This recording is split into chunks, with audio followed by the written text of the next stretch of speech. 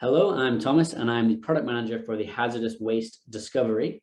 We recently had our first show and tell where we talked about all the work we're going to be doing and the ways that we're going to be pushing the work, and how we are a kind of super team between Centre for Digital Public Services and Natural Resource Wales, with subject matter expertise and digital expertise all together in one super team.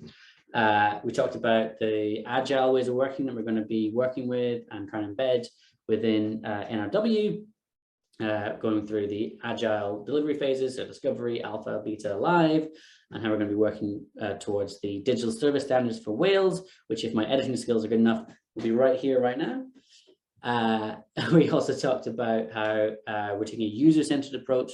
So we're talking to our users lots and lots and lots all the way through, getting user feedback constantly, iterative feedback loops, rocking around that Christmas tree of user needs. We are using user research and what that is to kind of get that bottom-up system-wide view of the whole thing.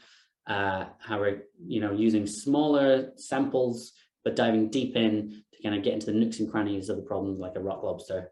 Also talked about how we are using different digital tools, so like Trello and Slack and Mural, and using virtual whiteboarding tools for our workshops, which have been really, really productive and really fun. And also, yeah, it was great to have our first show and tell with so many people there, especially this close to Christmas. And we got some great questions as well, which gave us some good food for thought about how to approach the next couple of weeks of our discovery. And that's the best thing about show and tells for me. It's not just us telling you what's going on, but you get to ask questions of us and get to kind of get us to change our minds, and we learn from it. So it's really great to have that back and forth. If you would like to come to the next show and tell, do let us know. Hopefully my email should be kind of just here, and you can send me an email and you'll get an invite along to that show and tell. Otherwise, have a wonderful Christmas time, and we'll see you in the new year.